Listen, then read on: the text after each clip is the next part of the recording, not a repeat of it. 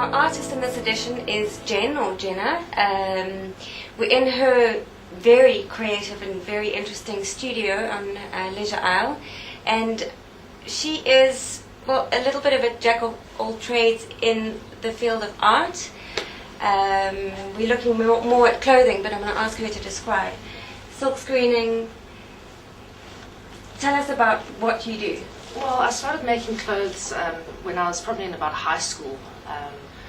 Always had a bit of a love-hate relationship with fashion, you know, and I'd go into shops and there was nothing in there that I wanted to wear, so I'd start cutting up t-shirts and sticking pins through things and scribbling on them. Nice. And that sort of led me to making clothing. I've always wanted to learn to silk screen print, and I did that for about 2 years, just as a sort of hobby. Did you study? No, I never studied anything. I just sort of started doing it. Taught yourself then? Yeah, self-taught. And one day I came to Knysna and ended up just doing it for a living. So. And how long have you been doing this? Commercially for a year that I've been making clothes to sell, but you know, as I said, ever since I was in high school, I've been making and cutting and experimenting and cutting up the curtains and that sort of thing. Okay, so your preferred medium really is fabrics? Yeah, fabrics. Fabrics, and is it paint that's used for silk screening? Yeah, paint, ink, anything. You know, I've even tried silk screening with like a watered down chocolate mixture, you know, tea, anything, you know, that will make colour. So. Okay, and we've got your clothing behind us, which is highly creative. What is the process behind that? I mean, I know it's quite difficult to ask an artist, you know, what inspires them, which is an awful question to ask, but it's an awful question. I'm not going to ask you that, but let me ask this way. Do you find a piece of fabric first and then decide that this is the pattern you're going to use? What is your sort of process? Because I enjoy doing the printing, I usually always start by finding the print first, you know, doing the drawing and getting the actual screen together.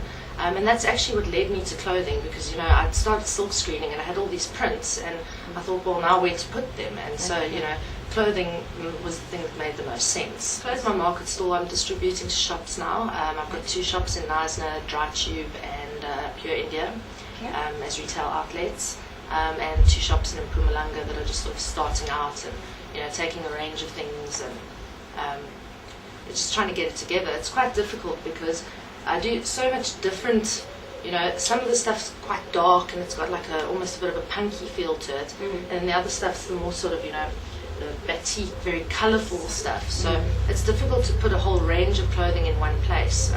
You know, you've got to try and fit in with the look of where you're really selling it. Yeah, of that particular shop. Right, okay, that makes perfect sense. And what about for individuals, if they want you to actually make something for them on consignment or I can do. I prefer not to, because, you know, usually when somebody comes to you and they want something made, they've got an idea in their head of what they want, and it's really difficult to try and get what's in their head onto, you know, a garment of clothing. But every piece that I make, you know, with t-shirts and dresses is different, and that's purely by accident. I try to make ones that are the same, but they just never come out. But that's quite nice, and then it makes each single piece unique. It has worked to my advantage. So. And Jen, where to from here? What are you planning for the future? I don't even know what I'm planning for the next 10 minutes most of the time. So. I'm not really sure, you know. I'd obviously like to get my range out and just wherever the road takes me, you know. I'm having such a good time at the moment. Every day is something new, so I'm trying not to plan too far in you know, advance. Just go with the flow. Just go with it. That's quite nice. Carpe diem. That's how we should all be living. Yeah, it's working for me. Just one other question is, when you work on your own and you're happy doing so, but do you ever think that you might train someone else or some other people when you do expand your range? I would like to eventually, but, you know, I really do like the idea of just being on my own and working on my own and being in my own space. You know, I can get up and work in my pajamas if I want to.